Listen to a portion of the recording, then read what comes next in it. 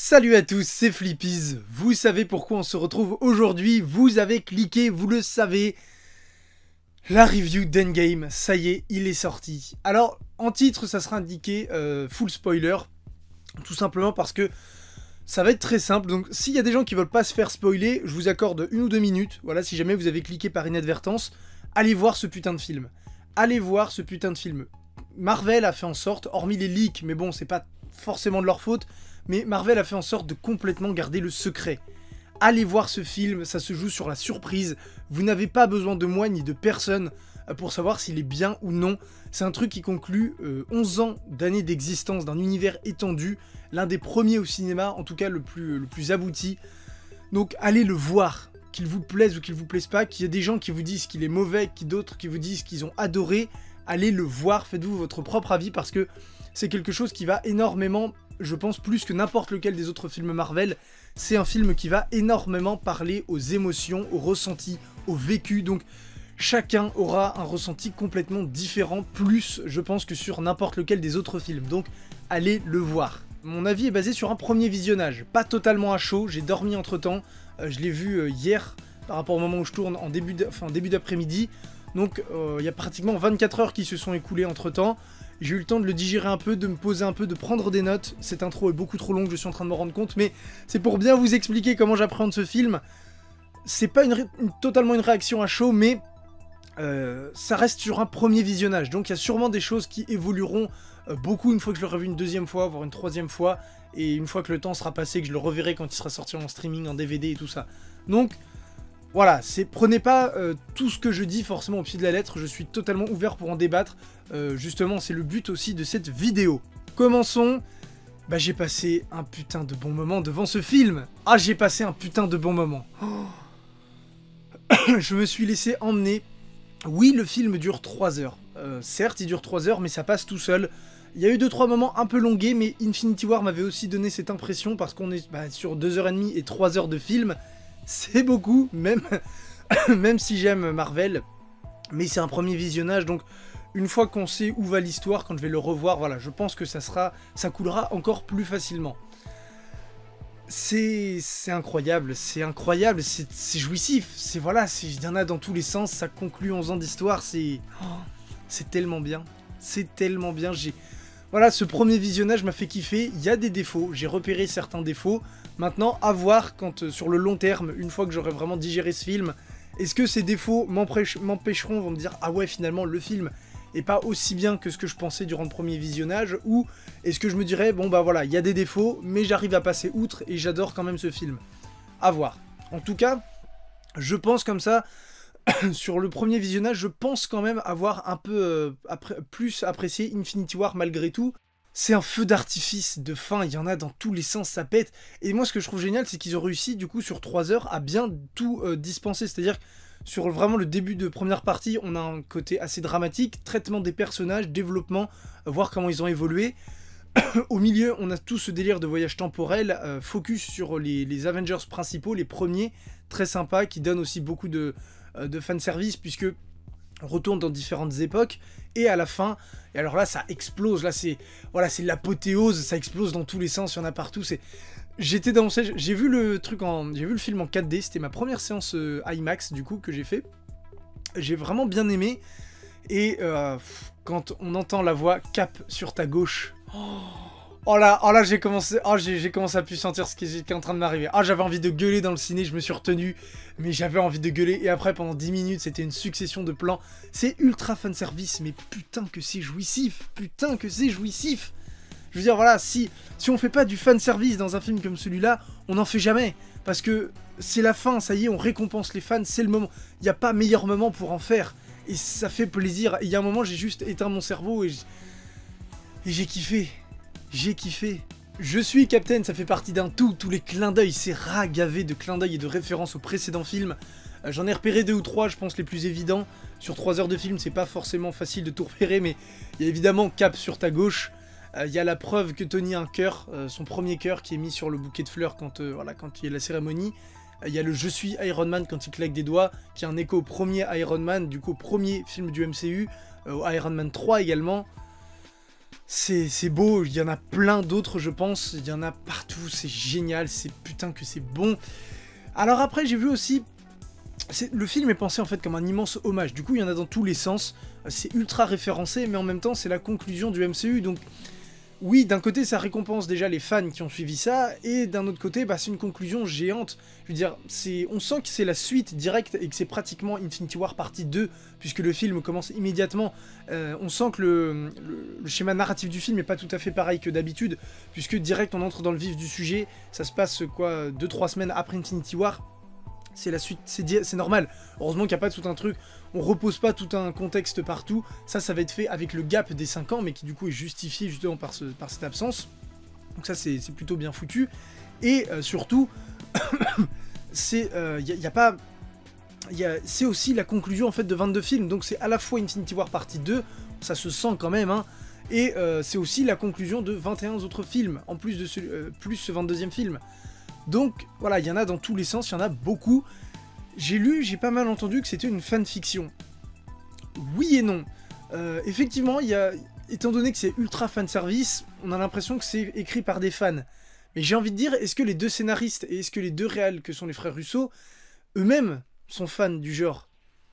Et ils sont en train d'écrire et de réaliser un film qui conclut 11 ans d'histoire et 22 films, un truc qui n'a jamais été fait à l'échelle des super-héros et même à l'échelle du blockbuster au cinéma hollywoodien. Donc j'ai envie de dire, bah eux aussi ont le droit de se faire plaisir sur leur truc, donc fanfiction, c'est un peu péjoratif dans un certain côté, fanfiction, parce que ça veut dire que c'est pas un travail de pro. Moi je l'ai pas ressenti comme ça, parce que oui ça fait très plaisir aux fans, mais comme je l'ai dit juste avant, bah c'est le moment, si tu le fais pas maintenant dans ce film là, tu le fais plus. Je veux dire, une telle conclusion, ça n'arrivera peut-être que dans 10 ans, et peut-être que ça n'arrivera jamais, parce que je ne le souhaite pas, mais ça se trouve la phase 4 ne va pas du tout accrocher comme les autres phases, et que le MCU va décliner, je n'en sais rien. Mais faut se dire que Infinity War et Endgame, c'est des films, c'est un genre de film qu'on aura peut-être plus jamais, ou en tout cas plus avant des années. Donc oui, faut du fanservice d'un certain côté, faut faire plaisir, moi ça me choque pas du tout. Et voilà, encore une fois, c'est un putain d'hommage au MCU. Donc ça fait super plaisir. Je check mes notes parce qu'il y en a dans tous les sens, les gars. Et encore, franchement, je trouve que j'ai réussi à mieux structurer que ce que j'avais pu faire sur Infinity War. Donc voilà, ça risque de mieux se dérouler, ça sera plus logique. Après, il y a aussi le début qui est très intéressant. On commence directement par Hawkeye. Quand j'ai vu qu'il y avait l'arc, que c'était Hawkeye, je me suis dit, bah, en même temps, c'est logique. On le savait pas en voyant les trailers où allait cette scène, mais en même temps, c'est juste logique. Donc ça fait plaisir de voir en fait, on a fini sur Infinity War, la guerre de l'infini, avec des Iron Man qui se battaient sur Titan, la guerre du Wakanda, enfin la bataille du Wakanda, et on commence Endgame avec une scène ultra intimiste dans la maison de campagne de Hawkeye, le seul Avengers qui n'était pas là. C'est beau, c'est vraiment stylé, et même la phase où du coup, la scène où les Avengers vont se venger avec le retour de Tony, déjà qui traite Civil War, j'avais oublié, mais dans Infinity War, j'avais dit, bah oui, c'est logique, il y a les conséquences d'Infinity War. Mais en soi, Cap et Tony ne se sont pas retrouvés dans Infinity War. Donc il y a toujours ces conséquences-là du premier film de la phase 3 qui avait du coup posé toutes les bases pour cette phase. Et il y a toujours ça dans ce film. Et on voit que la réconciliation, c'est pas « Oh Cap, je suis en vie, trop bien, bon on oublie, voilà. » Tony, il a les boules parce que il aurait pu empêcher tout ça. Il avait voulu faire Ultron pour ça.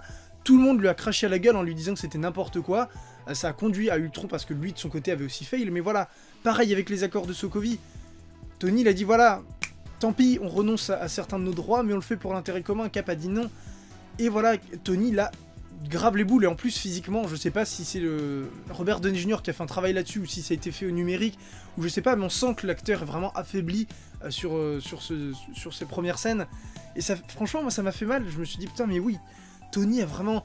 Je le voyais, tu vois, je voyais plus souffrant que quand il s'est fait empaler par Thanos à la fin d'Infinity War, parce qu'on le sentait diminuer. Donc tout ça, c'est beau. Et même la scène où ils vont attaquer Thanos, je veux dire, Thanos me fait plus de peine qu'autre chose, pratiquement. C'est ouf. C'est incroyable. Et on prépare également ce qui arrivera à la fin du film avec le visage brûlé et tout ça. Et de voir Thor qui arrive, qui lui tranche le bras et qui le décapite. Et en plus, avec l'IMAX, du coup, on a reçu de l'eau pour faire les projections de sang quand il se fait décapiter. Et on fait, putain, mais il y a Thor, il y a les Avengers qui viennent d'assassiner de sang-froid un méchant. Oui, il l'a complètement mérité, mais waouh, c'est ah ouais, c'est ouf, ça fait bizarre. Moi je trouve que ça met une claque et il y a du drame.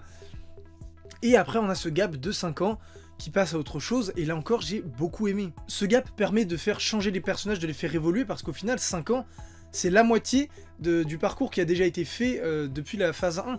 Donc mine de rien, c'est quand même une grosse période. Il y a tout un truc, mais je vous en reparlerai un peu après par rapport à ça, de ce gap de 5 ans, notamment au niveau du traitement des personnages.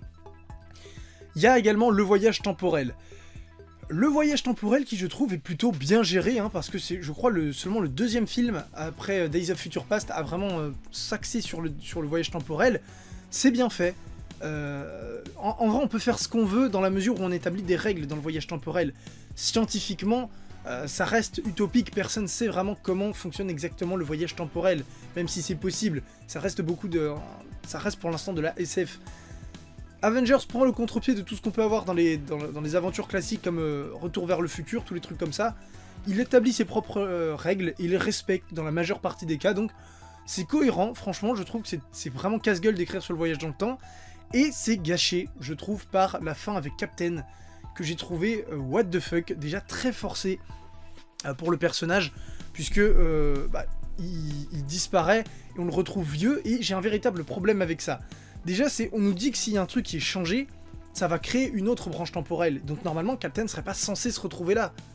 C'est ça qui me paraît bizarre. Et le fait qu'il retrouve Peggy, mais c'est abusé parce que Peggy, on nous a dit qu'elle était mariée, qu'elle avait des enfants et donc des petits-enfants. Donc ça veut dire que si Captain se marie avec, eh ben, il efface toute cette partie-là. Et c'est censé créer une autre branche temporelle. Donc c'est vraiment très bizarre, d'autant que je pense qu'on aurait pu s'arrêter sur le plan de l'Alliance. Vraiment, déjà, le plan de l'Alliance est très insistant. On fait « Eh, regardez, il a une alliance ! Wouh, il a une alliance, Captain s'est marié, il a vécu !» On comprend à 90% que c'est avec Peggy, mais ça laisse quand même place au doute. Je trouve qu'en fait, montrer juste après Captain qui danse avec Peggy, c'est exactement pareil avec Dark Knight Rises.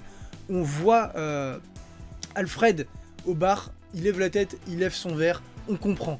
Et le contre-champ gâche tout parce qu'on voit Bruce et on se dit bon bah voilà, c'est bon, on avait compris, on n'est pas con, il y avait la symbolique, il y avait une préparation, donc on le sait, c'est bon.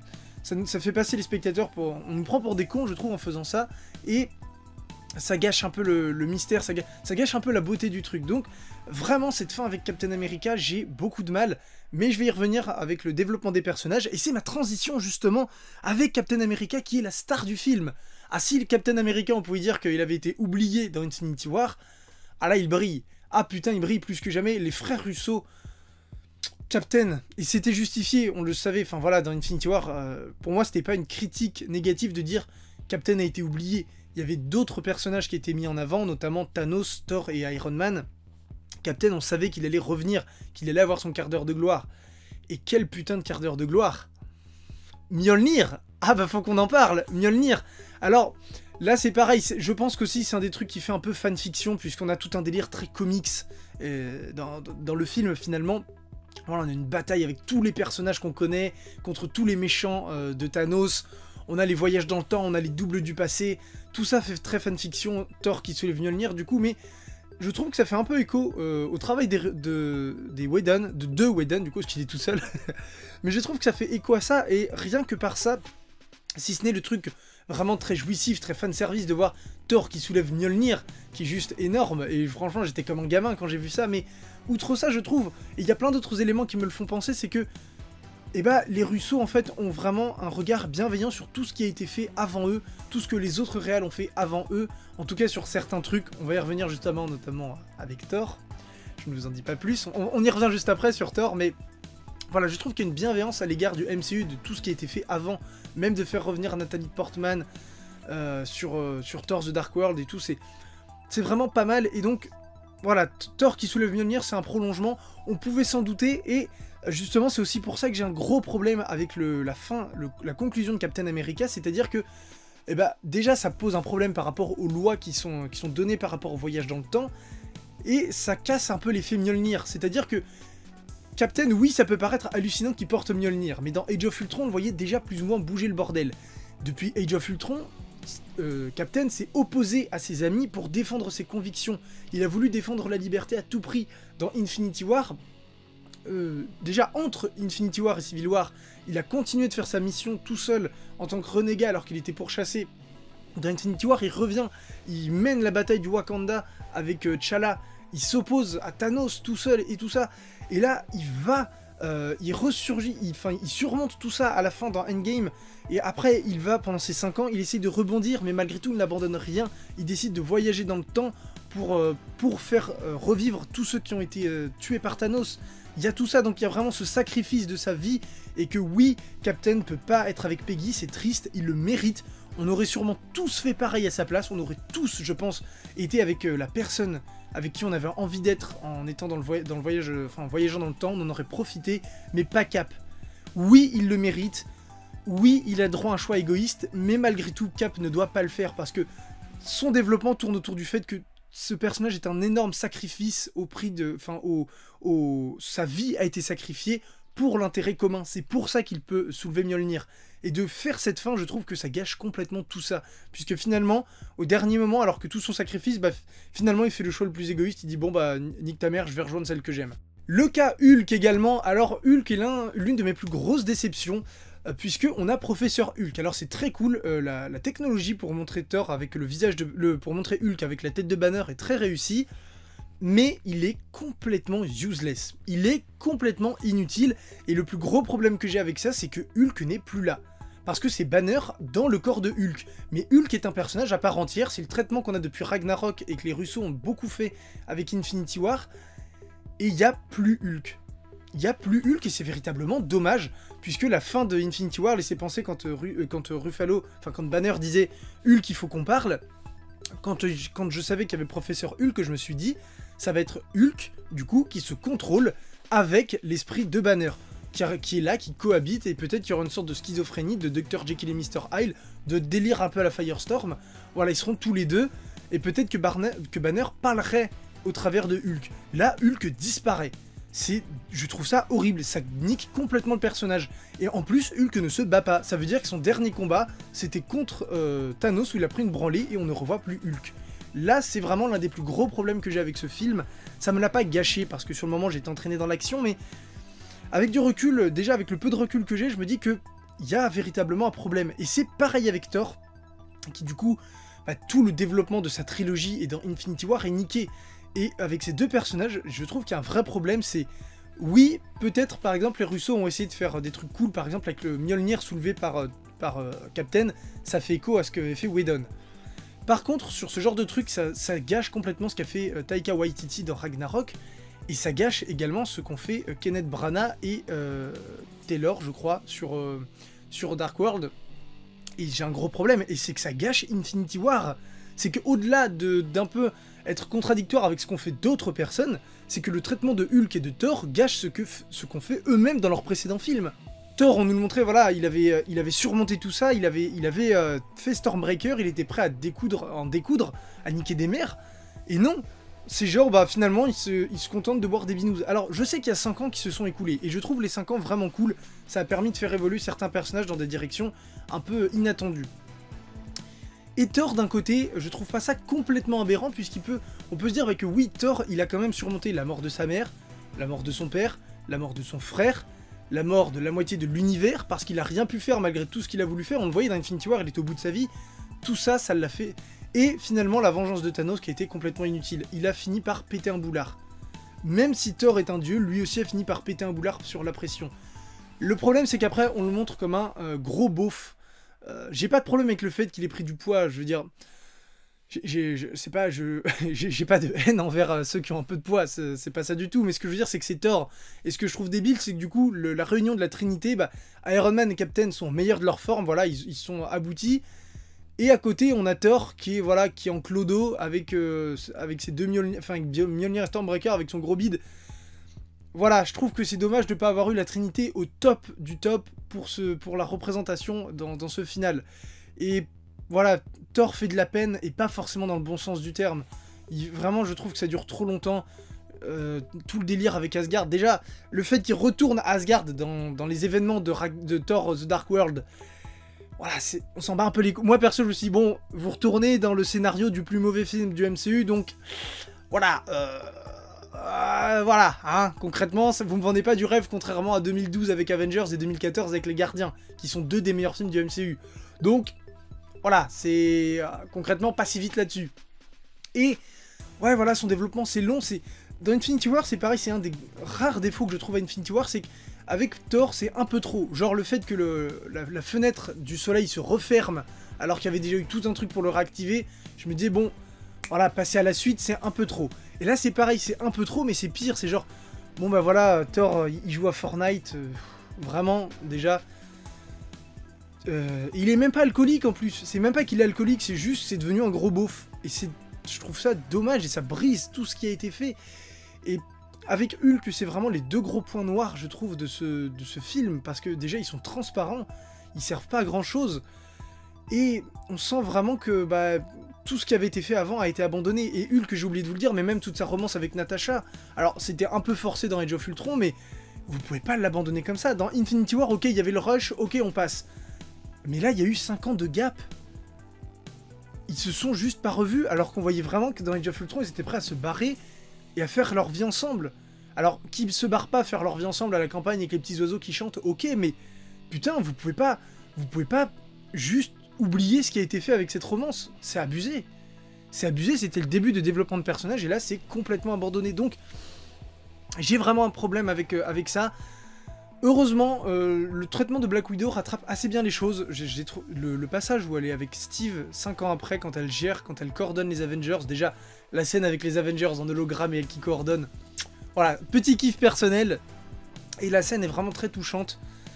Sa mort, en revanche, l'est un peu moins. Il y a un véritable problème avec les morts, je vais revenir dessus un petit peu après, mais il y a un véritable problème avec les morts dans ce film qui sont assez peu marquantes. Alors, peut-être que c'est moi qui ai été insensible, j'ai vu que beaucoup avaient été très émus durant le film.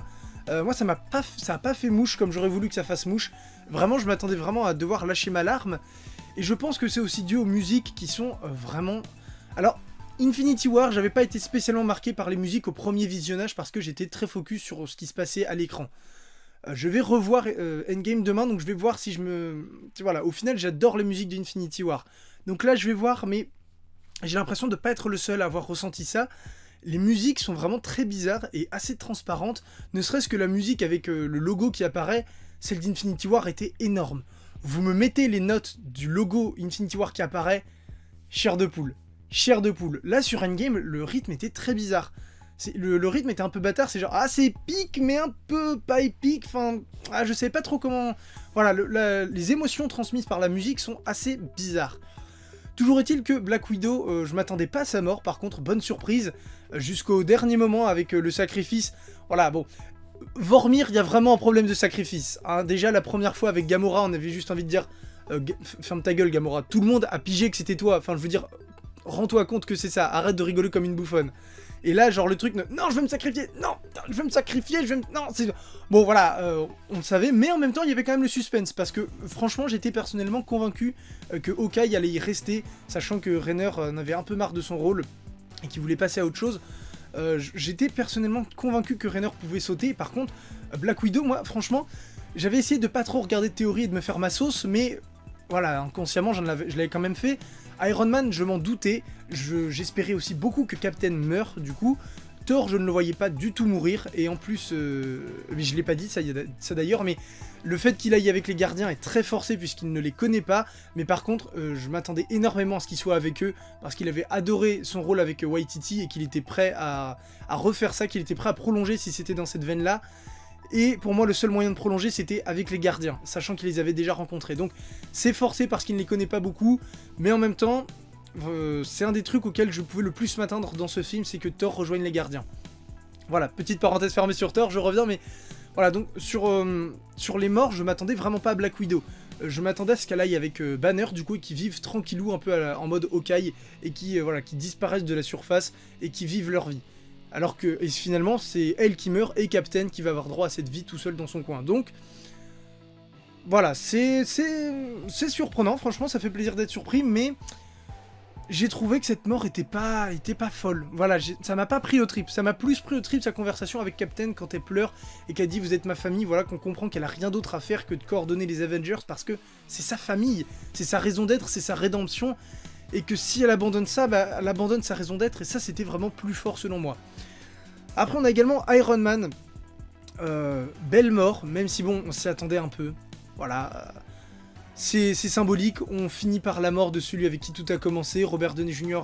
Devait arrêter son rôle, on le savait, notamment parce qu'il est trop vieux pour les cascades et tout le bordel, donc voilà, c'était prévisible d'une certaine manière. Elle est belle, ça aurait mérité un chouïa plus de drame, même son enterrement, voilà, même si avec Pepper et mince, Peter, quand Pepper essaye d'enlever Peter, là ça m'a pris par contre, là vraiment, et même la réaction de Pepper, belle réaction, voilà. Elle a les boules, je pense que Pepper a les boules plus que n'importe qui. Ça se voyait Infinity War quand elle lui dit « Dis-moi que t'es pas dans ce vaisseau », elle voulait qu'il arrête, mais elle a été forcée de comprendre que Tony était le seul à avoir la clé pour gagner, et elle est fière de lui malgré qu'elle perde celui qu'elle aime et le père de sa fille. Et ça, c'est très beau. Et enfin, le fameux Thanos. Le fameux Thanos. Alors j'ai vu que beaucoup ont trouvé abusé que finalement il est transformé en méchant Marvel lambda qui veut tout détruire. Moi ça me choque pas parce que déjà le Thanos d'Infinity War a une très belle mort. Vraiment comme je vous disais tout en début de vidéo, et d'ailleurs on est à 30 minutes de vidéo, cette vidéo va durer énormément de temps. Je vais accélérer un petit peu quand même. Mais Thanos a une très belle mort je trouve, violente et qui fait presque passer les héros pour les méchants, enfin... Il y a quelque chose de très fort, de très poignant dans cette scène, et donc ce Thanos-là, ça n'enlève rien à ce qu'il était, déjà d'une. Ensuite, le jeune Thanos, parce qu'il a que... il a quoi? Il a à peine 4 ans de moins que celui qui est mort. Parce que du coup, Thanos est mort depuis 5 ans, dans le temps présent. Donc voilà, Thanos est plus jeune, mais malgré tout, il n'a pas vécu les éléments les plus clés de son existence, je pense.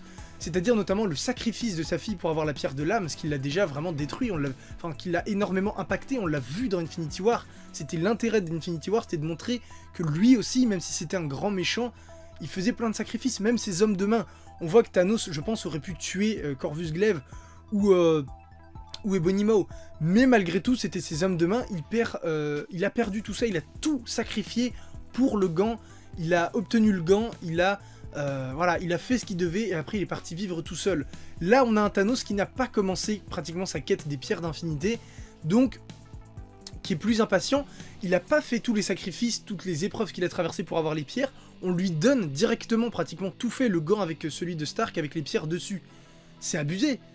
Donc il n'a pas cette notion de sacrifice et il se dit bah voilà, il y a un autre moi qui a fail parce que du coup il s'est fait niquer et que les Avengers sont en train d'effacer tout ça.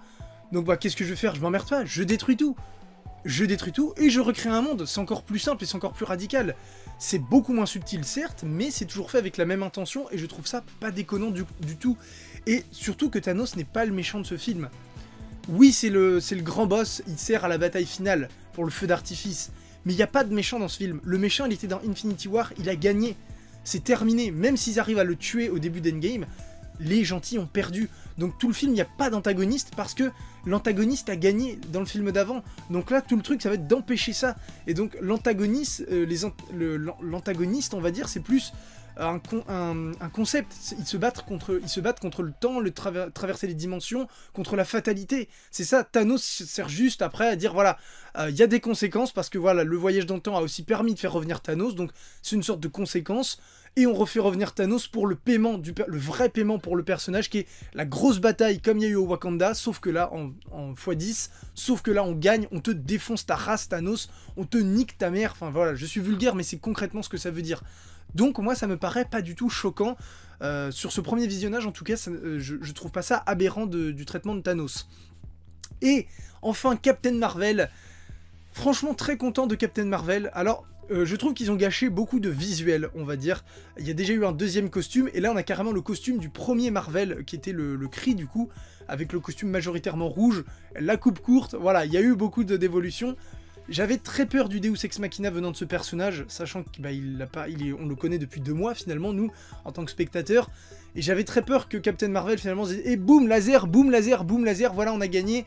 Finalement, suffisait juste de m'avoir. » Du coup, les 10 autres années, en vrai, vous avez servi à rien les autres. Là, non. Et pareil, elle n'est pas venue dans le temps, mais c'est justifié parce que moi, au début, on savait... plus ou moins même sans avoir vu les leaks, on se doutait que les Avengers, il y allait avoir des délires de dimension, de voyage dans le temps. Moi je me disais du coup, sachant, ils vont effacer la timeline, voilà, ils vont recommencer à la fin d'Infinity War, ils vont l'empêcher de claquer des doigts, et voilà. Alors que pas du tout, ils conservent leur temps. Du coup, le temps où ils partent, même si c'est qu'une fraction de seconde à l'échelle l'échelle quantique et tout ça, mais le monde doit quand même être préservé. Du coup, le fait que Captain Marvel ne parte pas, c'est pas du tout aberrant, parce qu'elle doit protéger le monde, elle doit protéger tout le reste de l'univers, comme elle le dit, donc c'est bien justifié, c'est bien amené, et elle revient à la fin pour défoncer Thanos, pour défoncer le vaisseau de Thanos. Ça, par contre, c'est plutôt bien amené. En revanche, il y a quand même un petit truc qui me pose souci, c'est que Tony claque des doigts pour effacer Thanos et tous ses sbires, mais c'est Thanos de 2014. Donc voilà, tous ceux de 2023, il me semble, du coup, d'Infinity War, tous les restes de tous les Chitauri et tout ça doivent sûrement être morts également. Mais qu'est-ce qui se passe du coup? La timeline de 2014 où vous avez été, où il n'y a plus Thanos, bah il y a une nouvelle branche qui a été créée. Alors, c'est pas complètement déconnant, parce que déjà, peut-être que dans la phase 4, ils vont en faire quelque chose de cette branche, par exemple. Pareil avec Captain America, peut-être que ça va servir à un truc dans la phase 4, pourquoi pas. Et c'est du coup, ils ont créé une autre timeline, comme l'explique le sorcier suprême, enfin la sorcière suprême, et c'est une timeline où il n'y a plus Thanos. Donc l'un dans l'autre, est-ce que c'est vraiment aberrant? La bataille de fin est absolument jouissive, je vous l'ai dit, mais quand on entend Captain à ta gauche, et là j'ai compris, j'ai fait oh là là là là là là là là là là. Alors, le fait que Kevin Feige ait dit qu'il n'y aurait pas les morts d'Infinity War dedans, je me doutais que c'était des bullshit. Par contre, je me suis dit, voilà, ça va être la conclusion, ils vont les restaurer, et ça sera la fin, voilà, tout le monde est restauré, on se retrouve, happy end, merci, au revoir, c'est terminé. Je pensais pas que ça serait pour la grosse bataille, qui est quand même bien stylée. Alors, que je ne me perde pas, mais il y a 2-3 petites bizarreries quand même, genre l'instant girl power, bon ça par contre c'est vraiment beaucoup trop forcé. Ça c'est n'importe quoi, puisqu'on voit juste avant qu'elles sont éparpillées sur le champ de bataille, donc c'est pas nécessaire. Je veux dire, on a déjà vu que c'est des femmes fortes, il n'y a pas besoin de toutes les réunir. Qu'il y en ait 2 ou 3 qui reviennent pour faire écho, justement au moment où elle n'est pas toute seule, comme dans Infinity War, ok. Qu'elles soient toutes là, non, c'est trop. Pareil avec la guêpe qui revient, je veux dire, la guêpe, genre elle arrive en plein milieu du champ de bataille, genre c'est la putain d'apocalypse, et bon bah en route on va se battre. La meuf n'a jamais été liée aux Avengers ou quoi que ce soit. Donc ça me paraît très bizarre qu'elle sorte de nulle part. Gros défaut par contre également, l'absence des chorégraphies des frères Russo. Alors oui, dans la bataille finale, je m'attendais vraiment, en voyant qu'il y avait les généraux, je m'attendais à ce que les généraux aient une autre mort, ou qu'il y ait d'autres combats, ce qu'il n'y a pas eu, ce que je trouve assez dommage, puisque le défaut de cette bataille du coup c'est qu'elle est grandiose, mais elle est... c'est grand et un peu vide à la fois, parce qu'il n'y a aucun personnage qui affronte un autre Némésis à part la Trinité qui affronte Thanos, donc... Voilà, ça manque un peu de 1 contre 1 et c'est dommage, je m'attendais à ce que ça soit rectifié, les morts un peu niqués dans Infinity War. Pas du tout, et il n'y a pas de chorégraphie. Certes, dans la bataille finale, les chorégraphies contre Thanos sont sympas, mais même entre Captain America et Captain America, il n'y a pas de grosse chorégraphie, on ressent pas l'impact des coups et tout, alors que c'est les frères Russo, putain. Les frères Russo, je veux dire, les chorégraphies de cinglés qu'ils avaient fait pour l'affrontement par exemple contre Corvus Glaive et Proxima Midnight avec Captain, Black Widow et tout ça, c'était ouf, c'était oufissime. Là pareil, il n'y a pas ça, même la chorégraphie de combat contre Thanos sur Titan, il n'y a pas tout ça, sur tout le film, j'ai pas du tout ressenti les coups comme il y avait dans Civil War, les chorégraphies de sauvage comme il y avait dans Infinity War, et vraiment, on en revient un peu à ce que je disais sur Hulk et Thor, où leur développement est complètement paradoxal à ce qu'ils avaient fait eux-mêmes dans Infinity War. Bah là c'est pareil, les frères Russo ont pas fait de belles chorégraphies. C'est bizarre, vraiment on a l'impression qu'il manque un truc. Voilà, ça reste dommage. Alors, je passe à autre chose, j'enchaîne très rapidement, j'ai quasiment fini, mais il y a également beaucoup d'humour, on est beaucoup moins sur un drame que sur Infinity War. La première partie, du coup, qui fait directement suite à Infinity War, est très drame, donc ça c'est cool. Et après, il y a beaucoup d'humour. Moi, il y a pas mal de blagues qui ont fait mouche, à part, du coup, le Thor beauf, qui est vraiment abusé. Mais sinon, je trouve pas ça déconnant non plus. Ça a peut-être impacté les scènes de drame, du coup, où j'aurais voulu peut-être être plus ému. Mais il y a quand même 5 ans qui se sont passés. Certes, il y a la moitié de la population qui a disparu, mais il y a 5 ans qui se sont passés. Tony, pendant 5 ans, pratiquement, il a vécu... peut-être plus heureux qu'il ne l'a jamais été. Chacun a rebondi à sa manière. Hulk c'est pareil, finalement il est un peu heureux.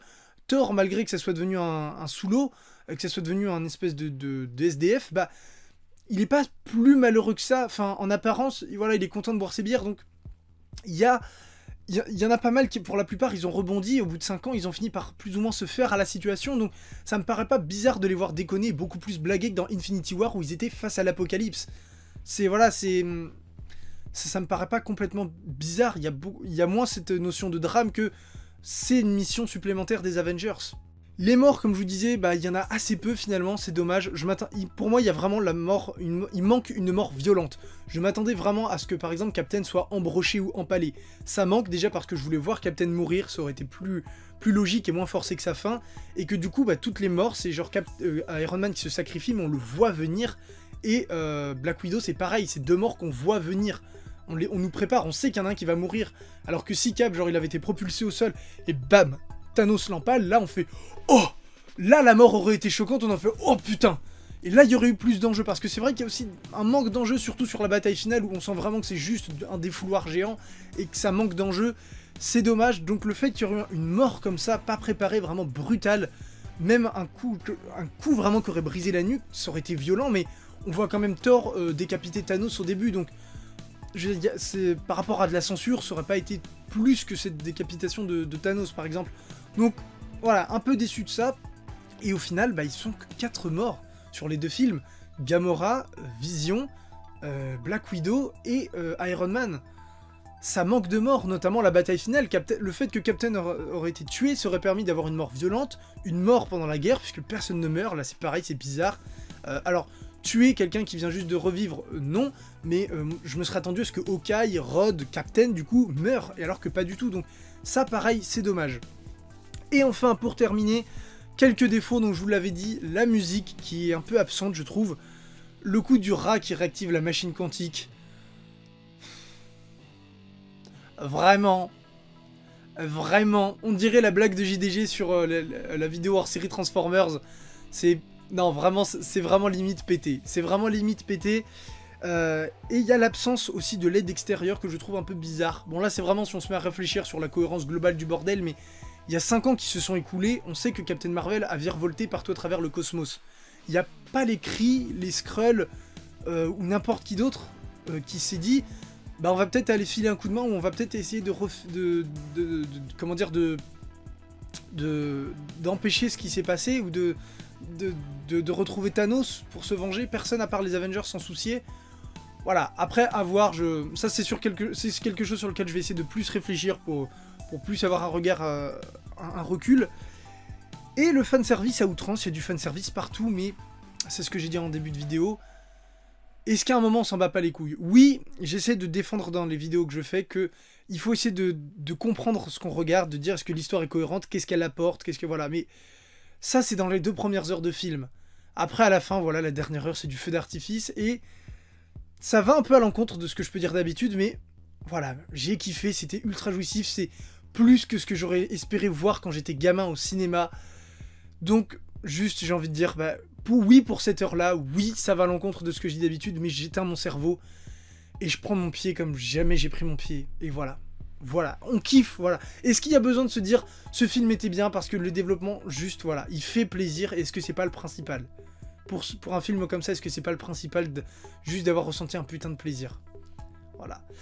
Pour la suite, je suis impatient de voir comment ils vont traiter le décalage des 5 ans, notamment dans Far From Home, qui j'espère va apporter pas mal d'explications sur tout ce qui se passe en conséquence d'Endgame, puisque on est quand même dans un monde, du coup, il y a des personnages qui ont 5 ans d'écart. Je veux dire, maintenant, Cassie a pratiquement le même âge que Peter Parker. Voilà, comment tout ça va être traité? Certes, c'est pas grave, par exemple, Pepper a 5 ans de plus que... Enfin, je veux dire... Non, un exemple plus simple. Je veux dire, Hawkeye a vieilli de 5 ans, contrairement au reste de sa famille. Hawkeye est adulte, donc ça se voit moins. Mais comment ça va être fait? Genre, par exemple, des moments cruciaux comme dans Spider-Man. Est-ce que tous les personnages principaux de Spider-Man ont été effacés? Je pense que oui, puisqu'on voit dans l'abondance de Far From Home que tous les lycéens sont ensemble. Ça veut dire qu'il y a des lycéens que pendant 5 ans, bah, qui ont 5 ans de plus. Ça veut dire qu'ils sont plus du tout lycéens et qu'ils sont peut-être même plus à l'école. Donc voilà, comment ça va être géré? J'attends de voir ça. Apparemment, Far From Home se déroulera quelques minutes après Endgame. Dites-moi en commentaire ce que vous en avez pensé. Désolé d'avoir fait une vidéo aussi longue, mais bon, c'est Endgame les gars. C'est Endgame, j'en reparlerai quoi qu'il arrive dans la fin de la vidéo phase 3. La phase 2 arrive d'ici quelques semaines, voilà, elle est très longue à préparer, je suis tout juste au montage. La vidéo risque d'être encore plus longue que la phase 1, mais ne vous inquiétez pas, elle arrive. Il y aura d'autres vidéos entre temps. La phase 3 n'arrivera du coup pas tout de suite, puisque je veux prendre vraiment le temps de la préparer, et elle s'arrêtera avec Far From Home. Donc je vais faire une vidéo phase 3 complète avec tous les films. Ça me permettra d'avoir le temps de vraiment mieux appréhender, notamment Captain Marvel et surtout Endgame. Donc voilà, ça arrivera, mais plus tard. Sur ce, je vous invite à aller voir la vidéo sur la phase 1 si ce n'est pas déjà fait. Nous, on se retrouve très bientôt en commentaire spoilés comme des bâtards, on s'en fout, voilà. C'est une vidéo spoiler, donc allez-y, on est là pour en discuter. Sur ce, salut à tous et à bientôt sur l'archipel.